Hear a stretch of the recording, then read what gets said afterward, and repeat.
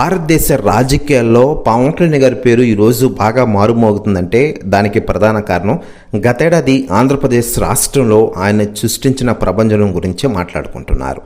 ముఖ్యంగా 2024 సార్వత్రిక ఎన్నికల్లో అద్భుత ఘన విజయం సాధించింది కూటమి ప్రభుత్వం. ఆ తర్వాత ఆంధ్రప్రదేశ్ రాష్ట్ర ప్రభుత్వ స్థాపన కోసం పవన్ కళ్యాణ్ గారు అందులో మంత్రిగా వ్యవహరిస్తున్న విషయం విదితమే. ప్రస్తుతం రాష్ట్ర ఉప ముఖ్యమంత్రిగా ఆయన సేవలు అందిస్తున్నారు. ముఖ్యంగా ఆంధ్రప్రదేశ్ అభివృద్ధిగా ధ్యేయంగా కొనసాగుతున్నారు పవర్ స్టార్ పవన్ కళ్యాణ్ గారు. మరోవైపు రాజకీయాలు ఇటు సినిమాల్లో కూడా నటిస్తూ ఔరా అనిపిస్తున్నారు. ఇక ఇదిలా ఉండగా లేటెస్ట్గా అందుతున్న సమాచారం ప్రకారం పవర్ స్టార్ పవన్ కళ్యాణ్ గారికి మాజీ మంత్రులు, మాజీ ఎమ్మెల్యేలు, ముఖ్యంగా వైసీపీ నేతలు చాలామంది కాల్ చేస్తూ ఉన్నారు. తాజాగా పవన్ కళ్యాణ్ గారికి కాల్ చేశారట పెద్దిరెడ్డి గారు. ప్రస్తుతం ఈ న్యూస్ కూడా తెగ వైరల్ అవుతోంది టోటల్ తెలుగు ఇండస్ట్రీలో. ప్రస్తుతం ఆంధ్రప్రదేశ్లో జరుగుతున్న రాజకీయ పరిణామాల గురించి, తన కొడుకు అరెస్ట్ గురించి కొన్ని కీలక విషయాలు పంచుకున్నారట పెద్దిరెడ్డి గారు.